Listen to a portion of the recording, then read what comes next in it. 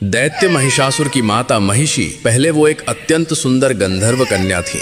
बाद में वो एक भैंसिनी बनी। पहले उनकी सुंदरता इतनी अद्भुत थी कि अप्सराएं भी उनके सामने फीकी लगती थीं। एक दिन महिषी अपनी सहेलियों के साथ एक सुंदर तालाब में मस्ती कर रही थीं। सभी एक दूसरे के ऊपर पानी उठाकर हंसी ठठोली वे सब मग्न थीं। तभी महिषी की दृष्टि पास ही बैठे एक ऋषि पर पड़ी जो ध्यान मग्न होकर तपस्या कर रहे थे। महिषी के मन में शरारत सूझी। वो धीरे से ऋषि के पास जाकर जानबूझकर कीचड़ भरा पानी ऋषि के ऊपर उछालने लगी, जिससे ऋषि का ध्यान भंग हो गया। ऋषि ने जब नेत्र खोले तो उस गंधर्व कन्या की हरकत देखकर क्रोधित हो उठे।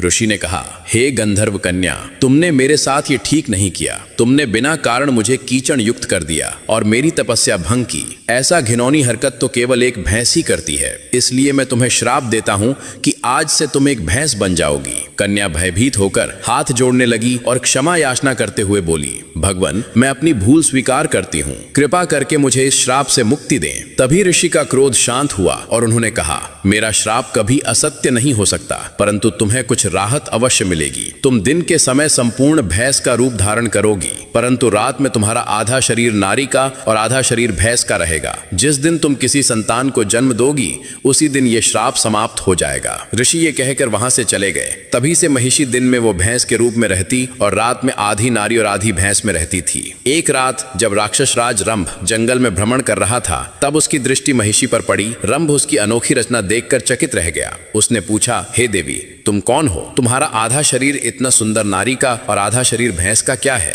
महिषी ने अपनी पूरी सच्चाई राजा रंभ को सुनाई।